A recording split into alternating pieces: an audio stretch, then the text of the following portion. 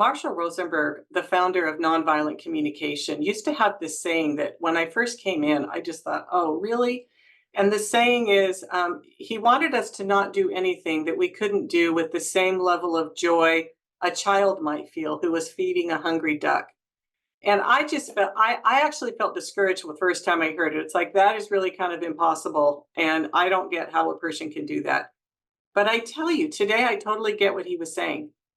He was talking about choice, living our lives in choice, not getting stuck in all the shoulds and have tos, but rather deciding, do we really want to do this thing, whatever it is? Like, I'll give a concrete example, cleaning out the kitty litter for me. I used to get up every morning, clean out the kitty litter begrudgingly, and I'd grump and I'd gripe about it.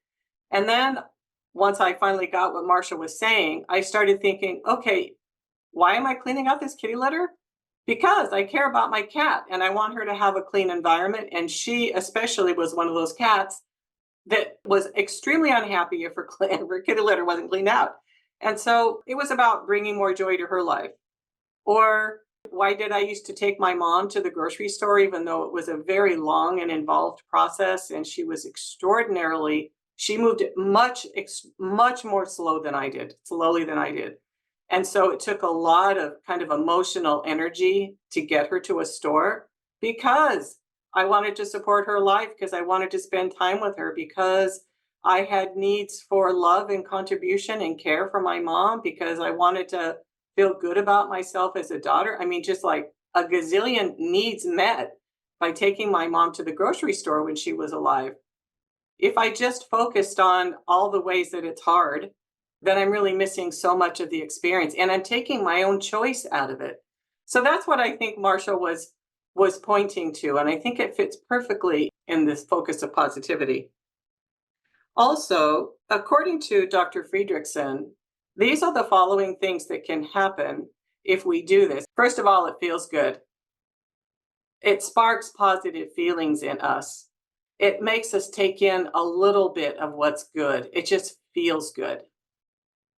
Second, it literally changes how our minds work.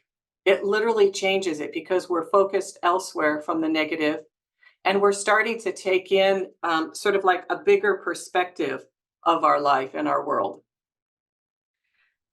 It helps you be present to the moment. So what I mean by that is I can take a walk in the park and have my mind going elsewhere.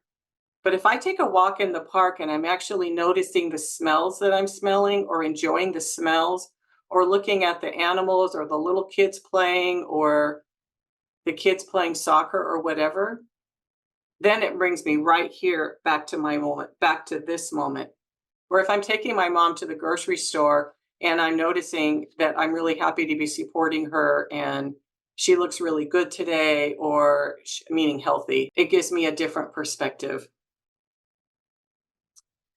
It actually is energizing, where focusing on the negative is de-energizing, I think. So it fills us because we don't feel quite so heavy about our lives and what's happening in our lives.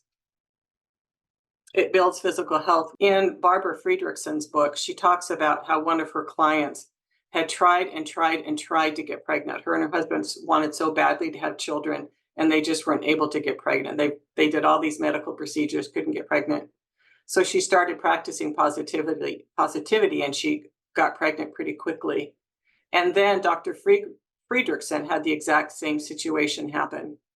And that's not to say that that particular thing will happen for all of us, but it does, in fact, positively impact our physical health. I don't know if you can relate to this, but have you ever been walking down the street and you see a stranger, possibly a Buddhist monk? That's what I most relate to this, a Buddhist monk, or because I'm Catholic, a Catholic nun. For some reason, when I see these two kind of people, and I know that I know that they're a Buddhist monk or a Catholic nun, there's something that happens in me. They to me exhibit so much inner peace that it causes me to feel inner peace just sort of being in their presence. And I think that's what we bring to others when we practice this. It transforms your future. So if I'm having a positive impact on my present life, it will for sure impact my future. And it puts the brakes on negativity. What I mean is it doesn't discard it because there are things to tend to. And there's all kinds of practices in nonviolent communication for tending to our pain, sadness, fears, anxiety, loneliness. Those are all natural feelings, and I don't want you to stop having them. And if you do have those, I'd love you to get empathy. I'd love you to practice self empathy. I'd love you to have community around you to help support you. And if we bring in positivity into that whole process, it creates less negativity. It doesn't take it away, and it shouldn't. It puts it in balance. It builds resilience. Have you ever had something happen and afterwards you were like, whoa, I can't believe how well I handled that? Like some kind of hard thing that happened and you just reacted really well or really easily. For me, those moments have come when I'm feeling pretty good about myself.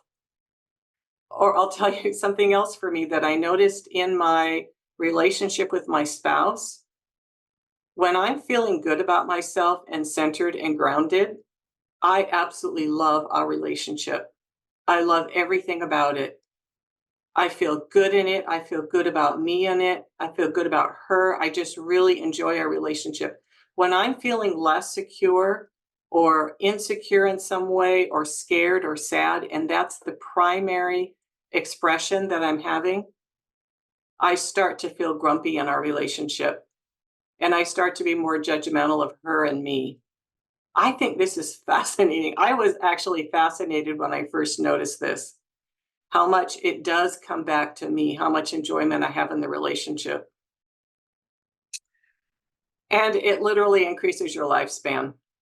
I can't speak to this scientifically, but I believe it. I believe that it literally increases our lifespan when we have more joy in our life and have more attention to joy, I guess you'd say, and we can have more of a focus on it. I think it increases our lifespan.